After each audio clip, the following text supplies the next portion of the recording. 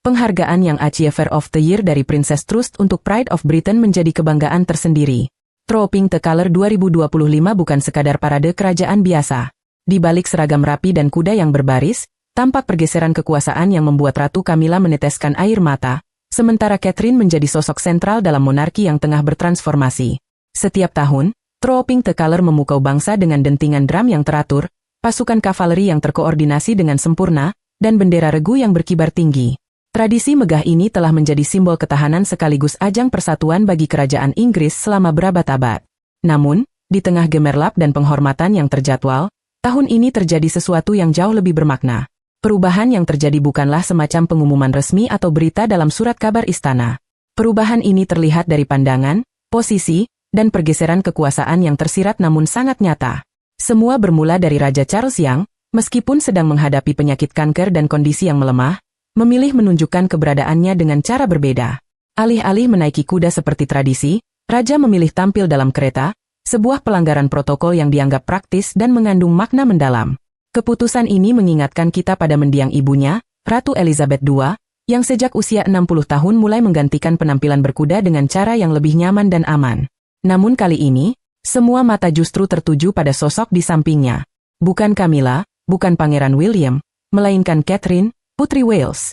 Momen ini bukan kebetulan, melainkan sebuah langkah yang sengaja diambil, penuh keberanian dan bermakna simbolis. Peran Catherine yang kini menonjol dalam Trooping the Colour bukan sekadar kembalinya dia dari perjuangan kesehatan pribadi. Ini merupakan sebuah pernyataan kuat. Catherine tidak hadir sekadar sebagai tamu. Dia tampil dengan sikap tenang, posisi yang tepat, dan menjadi pusat perhatian acara. Setiap senyum, sapaan tangan, dan gerakannya tampak penuh persiapan dan strategi yang tersirat. Dengan demikian, Catherine muncul bukan hanya sebagai menantu raja, tetapi sebagai tonggak utama yang dipilih untuk menggenggam peran dalam babak monarki berikutnya. Sementara itu, di balik sorotan Catherine, berdirilah Ratu Camilla yang tampak tegar namun tersentuh emosinya. Sosok yang telah mendampingi Charles melewati badai pribadi, skeptisisme politik, dan sorotan publik yang luas, kini terpaut dari pusat perhatian, bukan secara resmi, melainkan secara emosional. Penampilan dengan busana biru pucat, ekspresi yang terkendali, dan posisinya yang sedikit terpinggir dari frame acara, membisikkan sebuah kenyataan yang tengah ia perjuangkan dalam hati. Gaya hidup dan posisi Camilla sudah mulai bergeser jauh sebelum parade berlangsung.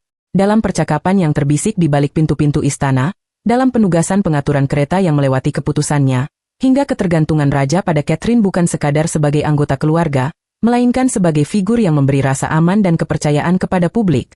Kesan retak pada ketenangan Camilla mulai terlihat, dan air mata yang tersembunyi di balik dinding-dinding kerajaan menjadi pengakuan diam-diam atas perubahan yang berlangsung.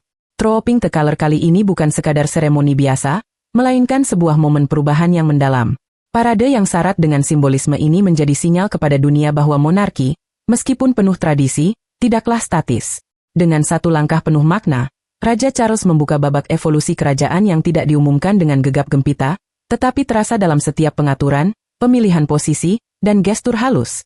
Untuk memahami mengapa momen ini mengguncang istana Buckingham begitu dalam, kita perlu menyimak keputusan-keputusan kecil yang berlangsung secara diam-diam sebelum mereka muncul di balkon istana. Setiap tahun, perubahan kecil di balkon Buckingham Palace menyampaikan pesan penting tentang masa depan monarki. Bagi mereka yang memahami bahasa gerak dalam tata cara kerajaan, balkon itu lebih dari sekadar lokasi foto. Ia adalah media komunikasi terselubung. Siapa berdiri di mana, siapa yang melambai di samping siapa, dan siapa yang perlahan menghilang ke pinggir. Semua itu adalah deklarasi tanpa kata dari monarki. Pesan tahun ini datang dengan sangat jelas dan mengejutkan banyak pihak. Dalam sebuah pergeseran yang tak terduga, Putri Catherine berdiri di sebelah kanan Raja Charles, posisi yang secara tradisional diisi oleh pewaris tahta atau pasangan yang memerintah. Pada tahun 2023, tempat tersebut milik Pangeran William, penerus langsung tahta. Namun kini, posisi itu dipegang oleh Catherine. Keputusan ini bukan sekadar penataan logistik. Ini adalah sinyal kerajaan, pernyataan yang dibuat tanpa gemuruh publisitas, namun tak mungkin diabaikan. Di dunia di mana setiap sudut acara kerajaan dianalisis dan diuraikan, posisi Catherine menjadi sorotan tidak hanya bagi pengamat kawakan, tetapi juga bagi masyarakat umum. Penempatan Catherine memang disengaja, dirancang dengan cermat, dan syarat makna simbolis. Bagi monarki yang dibangun atas kesinambungan dan simbolisme, perubahan kecil dalam barisan ini menyampaikan kebenaran terdalam. Catherine tidak lagi sekadar istri pendukung calon raja, dia kini menjadi sosok sentral dalam evolusi monarki. Ia menjadi jembatan antara tradisi dan modernitas, antara tugas dan kedekatan dengan rakyat. Para ahli kerajaan pun cepat menafsirkan perubahan ini sebagai pertanda dari adaptasi monarki masa depan. Para pengamat kerajaan dan mantan staf istana seperti Grand Herald tidak segan untuk menyebut ini sebagai pelanggaran protokol yang sengaja dilakukan. Gambar yang dipersembahkan secara cermat ini bertujuan untuk menyampaikan kepercayaan Raja Charles terhadap Catherine, bukan hanya sebagai pasangan kerajaan, tetapi sebagai kekuatan penstabil dalam salah satu masa paling rentan dalam sejarah monarki. Ini bukan hanya soal penghormatan atas ketangguhan atau popularitas Catherine, melainkan soal suksesion, penurunan tahta, dan warisan. Raja Charles mengirim pesan kepada dunia bahwa dalam pandangannya, Catherine sudah mulai menempati tempatnya dalam sejarah kerajaan. Namun, tidak semua orang di balkon tersebut merayakan momen kemenangan ini dengan tenang. Ratu Camilla, yang biasanya terlihat tenang dan anggun, berada beberapa langkah di belakang. Senyumnya terlihat anggun dan posturnya sempurna, tetapi orang-orang terdekatnya tahu ada sesuatu yang berbeda. Perpindahan posisi yang halus namun signifikan dari sisi Charles bukan hanya soal pengaturan praktis. Ini merupakan sebuah penurunan dalam simbolisme, sebuah pengingat lembut bahwa sorotan kini tidak lagi hanya miliknya. Selama bertahun-tahun, Camilla berjuang untuk diterima, berdiri sebagai setara raja, dan mendapatkan dari sudut pandang Ratu Camilla, momen ini sangat berlapis makna. Ada kebanggaan atas kenaikan status Catherine, mungkin juga rasa hormat atas kekuatannya dan popularitasnya. Namun, tak bisa disangkal ada pula rasa kehilangan kendali, kehilangan identitas, dan kehilangan posisi yang pernah mendefinisikan eksistensi kerajaannya. Selama bertahun-tahun, Camilla menjadi batu karang Charles melalui berbagai gejolak. Namun kini, kehadirannya perlahan tapi pasti terdorong ke pinggiran, bukan dengan permusuhan atau kekejaman, melainkan dengan keanggunan dingin yang tak terhindarkan dari sebuah mahkota yang selalu bersiap menyambut masa depan. Publik, yang tanpa sadar turut berperan dalam transformasi ini, bereaksi persis seperti yang diduga. Sorak-sorai paling meriah terdengar saat Catherine muncul. Pandangan mereka tertuju padanya. Kasih sayang yang diperoleh Catherine lewat kepedulian dan ketangguhan yang tenang selama bertahun-tahun, kini dialamatkan pada wanita yang berdiri di posisi yang biasanya ditempati calon penguasa berikutnya. Sorakan itu bukan hanya karena kecantikan atau keanggunannya, tapi lebih kepada simbolisme dan pengakuan bahwa dia mewakili bukan hanya kestabilan, tapi juga pembaruan. Namun, perubahan tak hanya terlihat di balkon. Parade yang berjalan di sepanjang The Mall menyimpan pesan yang jauh lebih mengungkapkan. Kereta kerajaan dalam seremoni bukan sekadar alat transportasi. Namun, satu penempatan membuat Camilla tercengang. Dari luar, semuanya tampak seperti sebuah koreografi sempurna. Kuda, seragam, dan kereta yang mengkilap, setiap elemen dipilih untuk mencerminkan kemegahan mahkota. Namun di dalam istana, ketegangan terasa. Di balik ketenangan yang tampak, ada ketegangan yang tak terucapkan namun terasa mendalam. Penempatan kereta mungkin bagi kebanyakan orang terlihat sebagai soal logistik, tapi bagi Camilla, itu adalah senjata bermuatan makna. Tahun ini, senjata itu diarahkan tepat pada posisinya dalam monarki. Ketika diketahui bahwa Catherine beserta anak-anaknya akan menaiki kereta kaca negara, Glass State Coach, sebuah kendaraan yang selama ini hanya digunakan oleh bangsawan tingkat atas dalam acara bersejarah, sebuah retakan muncul dalam diri Camilla. Sementara itu, Charles dan dirinya sendiri ditempatkan di Ascot Landau. Memang indah, tapi bukan panggung utama, bukan simbol yang disaksikan jutaan mata sebagai lambang kesinambungan, kekuatan, dan masa depan. Kereta itu adalah hadiah bagi Catherine. Reaksi pertama Camilla bukan kemarahan, melainkan diam. Sebuah kehampaan dan dingin yang meresap ke tulang. Dia tahu apa artinya semua ini. Setelah bertahun-tahun belajar membaca di antara baris keputusan istana, dia memahami bahwa dalam dunia kerajaan, tidak ada yang kebetulan. Posisi kereta adalah cerminan status, visibilitas, dan kekuasaan. Kereta kaca dengan panel kristal bening dan prestise sejarah itu memberitahu dunia bahwa Catherine bukan lagi sekadar calon ratu, tapi sudah menjadi jiwa paling terlihat dari monarki. Kegelisahan Camilla meningkat ketika desas-desus beredar di lorong-lorong istana. Giringan kabar bahwa keputusan ini datang langsung dari Charles sendiri, bahwa posisi Catherine, keretanya, bahkan pakaiannya telah disetujui secara cermat oleh raja. Camilla tidak diajak bicara, bahkan tidak dikonsultasi. Bagi seorang wanita yang telah bertahun-tahun berdiri di samping sang penguasa sebagai pendamping terdekatnya sebagai penasihat yang selama ini dekat dengan sang raja, Camilla merasakan seolah-olah dirinya dihapus perlahan-lahan. Namun bukan hanya simbolisme yang membuatnya gelisah, tapi juga hal yang lebih berbahaya. Camilla dikenal dengan perhatian detailnya yang tinggi, dan pikirannya langsung kembali pada April tahun ini, ketika 4 kuda kavaleri kerajaan yang menjadi bagian dari pengiring raja tiba-tiba menjadi panik dan kehilangan kendali di tengah pusat kota London. Jalan-jalan sempat ditutup, petugas terluka, Sebuah kejadian menakutkan yang cepat dilupakan publik tapi tak pernah dilupakan Camilla. Kini, ia mendapati bahwa 3 dari kuda-kuda tersebut, Tenyon, Trojan, dan Vanquish, dijadwalkan untuk menarik kereta pada acara Trooping the Color. Yang mengejutkan, salah satu kereta itu, Glasted Coach, akan ditumpangi oleh Catherine dan anak-anak keraton. Camilla mengajukan pertanyaan dengan penuh kekhawatiran. Mengapa kuda-kuda itu? Apakah sudah pulih sepenuhnya? Apakah aman? Namun jawaban yang diterimanya samar dan menghindar. Staf istana hanya mengalihkan pertanyaan tanpa ada jawaban langsung yang memuaskan. Dulu Camilla adalah bagian penting dalam perencanaan acara dan penilaian risiko, namun sekarang ia diabaikan dan didorong ke pinggiran proses pengambilan keputusan. Suaranya, yang dulu dipercaya, kini tenggelam dalam sorak-sorai yang dialamatkan kepada orang lain. Ketegangan itu pun semakin meningkat. Ini bukan soal cemburu yang remeh, melainkan soal merasa tersingkir dari sesuatu yang pernah dibangunnya, soal merasa ditinggalkan dalam sistem yang telah ia perjuangkan selama puluhan tahun. Dan meskipun begitu, kereta-kereta itu tetap melaju. Pada hari parade, simbolisme itu melintas di depan mata. Di tengah keramaian yang riuh, Catherine tampak anggun duduk di dalam kereta Glasted Coach, ditemani oleh anak-anaknya yang tersenyum ceria. Sementara itu, Camilla duduk di kereta yang lebih sederhana, mempertahankan senyum di wajahnya, tapi pikirannya melayang entah kemana. Ia mengamati reaksi kerumunan, kilatan kamera pers, serta cara Charles menatap Catherine dengan penuh kebanggaan sekaligus jarak yang semakin terasa. Secara fisik, Camilla ada di sana, namun secara emosional ia sudah mulai mundur perlahan. Kekhawatirannya akan keselamatan, naluri kontrolnya, serta tanda tanya atas peran dirinya yang makin menghilang tetap tak terjawab dan terabaikan. Di balik kemegahan istana yang berkilauan dan sorak-sorai publik, emosi yang bergejolak justru meleleh dalam kesendirian Camilla. Air matanya menjadi saksi betapa dalam luka batin yang dirasakannya. Ketika sorak-sorai mereda dan tirai ditutup, Ratu Camilla menghilang ke sebuah ruangan pribadi dan menangis. Ini bukan kali pertama ia berdiri di balik layar sejarah sebagai sosok pendukung yang setia, namun kali ini terasa berbeda. Sorakan itu bukan untuknya. Sorotan tak pernah tertuju padanya. Setelah babak terakhir Trooping the Color 2025, mereka yang dekat dengannya mengatakan Camilla tidak bersuara, hanya berjalan melewati koridor, menjauh dari perayaan, dan membiarkan air mata itu jatuh. Air mata yang bukan untuk meminta perhatian, tapi mengungkapkan jiwa yang terjebak antara kehormatan dan kepedihan. Sumber-sumber terdekat mengonfirmasi apa yang banyak diduga tapi sedikit yang berani ucapkan secara lantang. Camilla merasa tertekan bukan hanya oleh Camilla tidak hanya menjadi pusat perhatian karena kemegahan acara hari itu, tetapi lebih signifikan lagi karena makna di baliknya.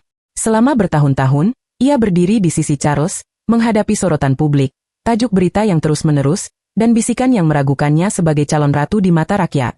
Namun, Camilla bertahan. Ia melayani dan tersenyum melewati semua itu.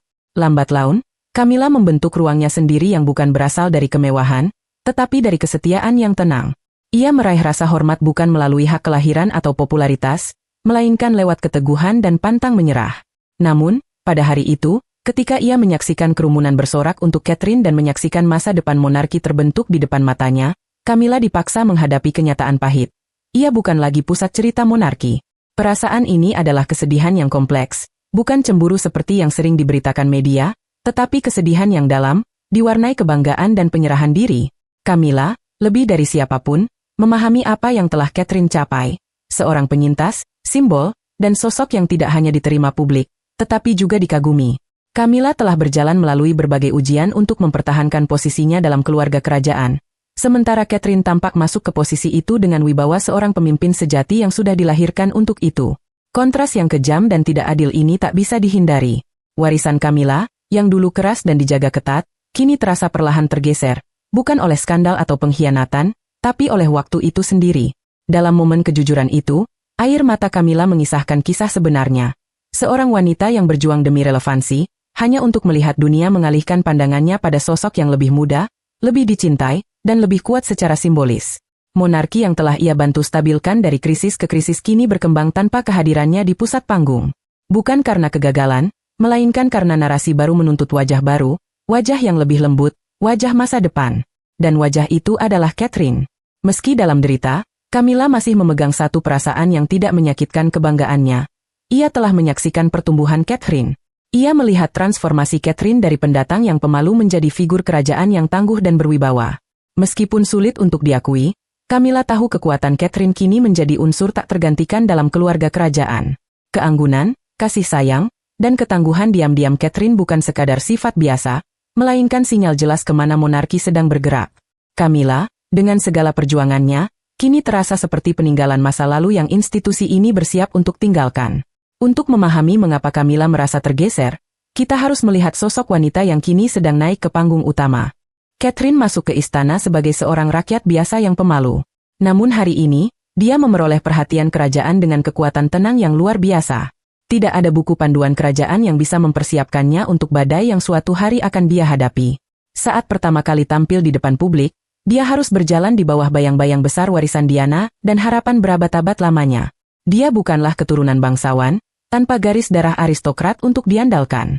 Tetapi yang dimilikinya, yang tak dapat diprediksi oleh siapapun, adalah ketenangan alami, kehadiran yang mantap, dan keanggunan yang perlahan mengubah citra kerajaan modern. Semua ini tidak terjadi dalam sekejap, bukan dengan gaya gemerlap atau gaduh. Sebaliknya, itu adalah proses yang tenang, disengaja, dan kini tak terbantahkan. Transformasi Catherine menjadi pilar keluarga kerajaan tidak ditandai dengan pertunjukan besar, melainkan oleh momen-momen kekuatan mendalam di bawah tekanan. Salah satu momen yang paling menentukan itu adalah pemakaman Ratu Elizabeth II. Dunia menyaksikan Catherine berdiri dengan penuh keteguhan, mengenakan pakaian serba hitam bersama anak-anaknya. Tangannya dengan lembut membimbing Putri Charlotte, matanya menyiratkan kesedihan sekaligus tekad.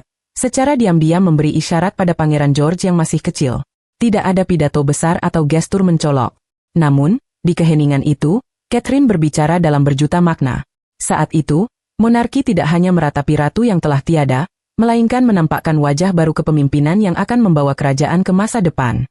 Momen itu bukan hanya menyaksikan kebangkitan seorang penerus, tapi juga menghadapi badai yang tak terduga. Cobaan pribadi yang bisa saja membuatnya mundur. Diagnosis kanker yang diumumkan bukan dengan dramatis, melainkan dengan ketenangan yang penuh martabat, mengguncang publik dan istana. Namun, Catherine tidak menghilang. Ia memberi waktu untuk penyembuhan, dan kembali dengan caranya sendiri. Saat kembali tampil di depan publik, kehadirannya bukan sekadar diakui, melainkan dirayakan. Gambaran Catherine yang menaiki kereta lewat hujan saat Trooping 2024 menjadi lebih dari sekadar seremoni. Itu simbolis, pesan bahwa dia tidak hanya bertahan, tetapi juga berkembang. Di balik layar, terbentuk ikatan kuat, terutama dengan Raja Charles. Keduanya menghadapi krisis kesehatan dan menghadapi kematian yang tak terelakkan. Pengalaman bersama ini membawa mereka ke ruang langka berisi saling pengertian.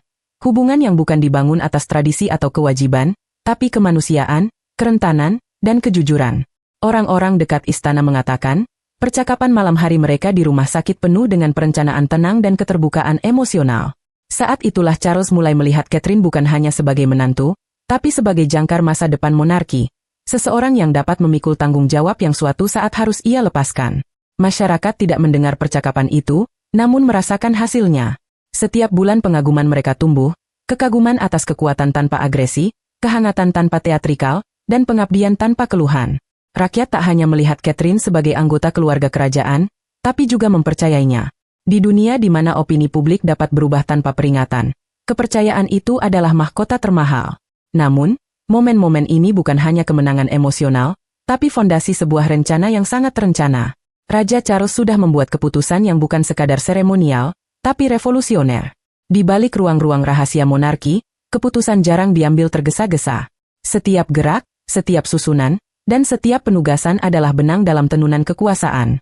Namun kali ini, Raja Charles tak lagi mengikuti protokol yang ada, ia menulis ulang aturan itu. Karena baginya, kelangsungan monarki bukan tentang melestarikan masa lalu, melainkan mempersiapkan masa depan. Di masa depan itu, satu nama terus muncul, Catherine. Bukan karena gelarnya, tapi karena ia mewujudkan sesuatu yang jauh lebih penting, yaitu kepercayaan publik. Di dunia yang semakin skeptis terhadap mahkota dan salam hormat, Charles tahu simbol harus berkembang atau hancur. Dan bagi Charles, Catherine adalah simbol harapan. Ikatan antara Charles dan Catherine tidak selalu sekuat sekarang. Namun, di tengah kerentanan bersama saat berjuang melawan penyakit di balik tembok rumah sakit, tumbuh sesuatu yang tak terucapkan. Keduanya menghadapi kegetiran dari fragilitas peran mereka. Dalam momen-momen manusiawi itu, Charles melihat lebih dari sekadar menantu. Ia menemukan mitra sejati dalam menjaga sesuatu yang kuno dan berisiko hilang. Catherine tidak mencari perhatian di masa-masa kelam itu, namun kekuatannya sangat nyata. Ia mendengarkan, memberi semangat, dan tetap hadir dengan keteguhan hati yang tenang. Secara perlahan, Charles mulai melihat apa yang telah dilihat publik sebelumnya. Sosok penstabil, pemersatu, dan ratu modern yang tengah menanti. Kesadaran ini bukan sekadar perasaan, melainkan strategi. Charles telah menyaksikan perubahan opini publik yang tajam selama masa pemerintahannya. Monarki kini berdiri di ambang tantangan, relevansinya selalu diuji oleh tuntutan zaman dan jarak generasi. Skandal, pengasingan, serta kehilangan telah meninggalkan bekas luka mendalam. Namun, Catherine mewakili yang sebaliknya, keseimbangan. Ia berdiri di persimpangan antara kewajiban dan empati. Ia mampu menghubungkan. Koneksi itulah yang Charles tahu monarki perlukan agar bisa bertahan menghadapi badai berikutnya. Di balik tembok istana, para staf mulai menyadari perubahan itu. Pendapat Catherine makin diperhitungkan. Penampilannya kurang lebih tidak lagi dipandang sekadar seremoni, melainkan fondasi baru. Bahkan pernyataan resmi juga mulai mencerminkannya. Ketika Charles memuji keberaniannya dan secara halus menyebutnya sebagai kekuatan di balik layar, itu bukan sekadar ungkapan. Pengakuan itu bukan sekadar penghormatan formal. Catherine telah melampaui peran sebagai istri William. Ia menjadi sosok yang diandalkan publik dengan kepercayaan penuh. Seorang wanita yang menanggung beban penyakit tanpa pencitraan, yang membimbing anak-anaknya dengan kemanusiaan, dan menjadi lambang keteguhan serta pembaruan. Visi Charles bukan hanya soal tradisi, melainkan transformasi. Monarki tidak bisa hanya bertahan pada kenangan masa lalu, harus mencerminkan nilai-nilai dunia baru tanpa kehilangan jiwanya. Di Catherine, Charles melihat jembatan langka tersebut. Ia menghormati sejarah mahkota, namun melangkah berdampingan dengan irama masa kini. Ia mampu duduk bersama pemimpin dunia sekaligus membungkuk mendampingi anak yang berduka. Dualitas itulah kekuatannya. Dengan memilih mengangkat perannya di balkon, kereta, dan persepsi publik, Charles bukan sekadar mengamankan warisannya, melainkan memilih kelangsungan hidup monarki. Namun, kebangkitan Catherine bukan datang begitu saja. Ia diperoleh lewat momen-momen kecil yang meleburkan hati rakyat. Ketika yang lain mencari perhatian lewat pidato dan seremoni, Catherine melakukan sesuatu yang jauh lebih kuat, mendapatkan cinta lewat kehadiran, bukan pertunjukan atau kemegahan, melainkan lewat isyarat manusiawi kecil yang berbicara banyak. Kekuatan Catherine tidak tentang dominasi, tapi tentang koneksi. Dan koneksi itu paling jelas dalam cara ia menjadi ibu, bukan tersembunyi di balik tembok istana, melainkan terbuka di hadapan jutaan mata yang memandang dan diam-diam memberi restu. Di dunia yang kerap memandang kerajaan sebagai sesuatu yang jauh, Catherine mendefinisikan ulang ekspektasi itu. Ia bukan sekadar ibu, bukan hanya putri kerajaan, tapi pilar monarki modern yang dibangun dengan empati dan kepercayaan. Momen ikonik yang meninggalkan kesan mendalam di ingatan publik bukanlah dalih atau sandiwara. Mereka nyata. Sentuhan lembut membenahi rambut Charlotte di lapangan tenis Wimbledon. Bisik penuh ketenangan kepada Louis saat gelisah dalam acara resmi. Tawa ringan dengan George saat hadir di sekolah. Bukan tindakan seorang yang berakting sebagai bangsawan, melainkan ekspresi tulus seorang ibu dan sosok yang menghidupkan monarki dengan kemanusiaan. Naluri seorang ibu selalu menjadi yang utama dalam setiap tindakan Catherine, meskipun dirinya memegang gelar bangsawan. Dunia pun melihat dan merasakan hal itu. Dalam sebuah institusi yang dikenal dengan kekakuan dan struktur ketat, kehangatan Catherine menjadi sesuatu yang revolusioner. Ia mendekatkan mahkota kepada rakyat bukan dengan merendahkan diri, melainkan dengan menunjukkan bahwa ia tidak pernah lupa makna menjadi manusia biasa. Inilah alasan publik sangat mencintainya. Catherine tidak membesarkan anak-anaknya tersembunyi di balik tembok istana. Ia membiarkan mereka berjalan di sisinya, kadang melenceng langkah, kadang kacau, tapi selalu penuh cinta. Pendekatannya berbeda jauh dari generasi sebelumnya, yang seringkali menyamakan jarak emosional dengan disiplin dan menyembunyikan kasih sayang di balik formalitas kaku. Catherine mengubah naskah itu. Ia membawa kerentanan ke dalam monarki. Ia membiarkan dunia menyaksikan momen-momen spontan penuh kasih, kecemasan, dan sukacita. Dan publik tidak hanya mengaguminya, mereka merasa terhubung dengannya. Media, yang seringkali keras dalam mengkritik, justru tidak mampu menolak untuk mengabadikan momen-momen singkat tersebut. Alih-alih menjatuhkannya, mereka malah memperkuat pesonanya, bukan lewat judul yang dilebih-lebihkan, tapi lewat gambar yang berbicara sendiri. Gambar seorang putri yang berlutut menghibur anak kecil, seorang ibu yang membimbing keluarganya melewati acara publik yang melelahkan. Gambar-gambar ini menjadi ikon bukan karena kesempurnaannya, tapi karena bisa dihikayatkan oleh banyak orang. Dalam diri Catherine, publik tidak melihat sosok yang tanpa celah, melainkan pantulan diri mereka sendiri, harapan mereka tentang seperti apa seharusnya seorang bangsawan, seperti apa sebenarnya. Sementara itu, Camilla tetap berada di ruang yang sama, berdampingan dengan keluarga yang sama. Namun kontrasnya sangat jelas. Camilla, dengan sikap yang bermartabat dan tenang, menjunjung tinggi model pengabdian tanpa celah. Tapi Catherine membuat pengabdian terasa lebih pribadi dan mudah dijangkau. Mata kerumunan tidak mengikuti Catherine karena kewajiban, melainkan karena kekaguman.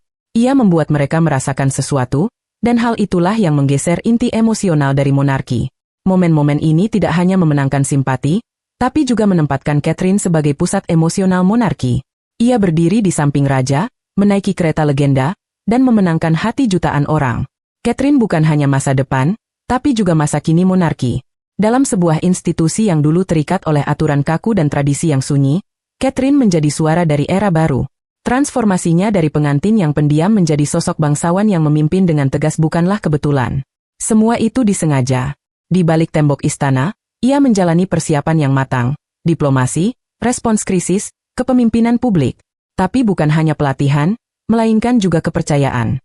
Raja Charles melihat Catherine bukan sekadar sebagai aset, tapi sebagai simbol kesinambungan yang terasa segar, dapat dirasakan, dan sangat diperlukan. Monarki bukan sedang runtuh, melainkan beradaptasi. Dan Catherine adalah cetak birunya. Ia tidak mengikuti jejak Camilla. Ia membentuk jalannya sendiri, yang dipenuhi oleh advokasi, belas kasih, dan kecerdasan emosional yang sangat dibutuhkan monarki. Dari kesadaran akan kesehatan mental hingga perkembangan anak usia dini, pengaruhnya yang terus berkembang menandai lebih dari sekadar relevansi seremoni. Ini adalah pergeseran menuju monarki yang memimpin dengan kemanusiaan. Kehadirannya otentik, kekuatannya penuh perhitungan. Dan saat popularitasnya meningkat, Catherine tidak hanya dikagumi, tapi juga dipercaya. Di masa ketika institusi kerajaan semakin dipertanyakan, Catherine menjadi jawaban paling meyakinkan. Semua itu berpuncak dalam sebuah gambar yang kuat. Catherine di dalam Glass State Coach. Itu bukan sekadar kursi, tapi pernyataan. Kereta itu, dengan kaca yang berkilauan dan bobot sejarahnya, bukan hanya mengantarkannya. Kereta itu mengangkat dirinya. Setiap detail syarat makna. Kuda-kuda yang dahulu ditakuti kini berjalan mantap di bawahnya. Sorakan publik mengiringi setiap putaran roda. Kilau monarki yang sedang merevolusi diri. Itu adalah semacam penobatan Catherine dalam jiwa, meskipun tanpa mahkota. Camilla pernah takut apa arti momen itu, dan dia benar. Karena itu bukan hanya perjalanan kereta, tapi kekuatan yang bergerak. Monarki yang terlahir kembali secara nyata dengan Catherine di pusatnya. Ketika Catherine melangkah keluar, itu bukan sekadar kerute parade. Itu adalah langkah menuju sejarah.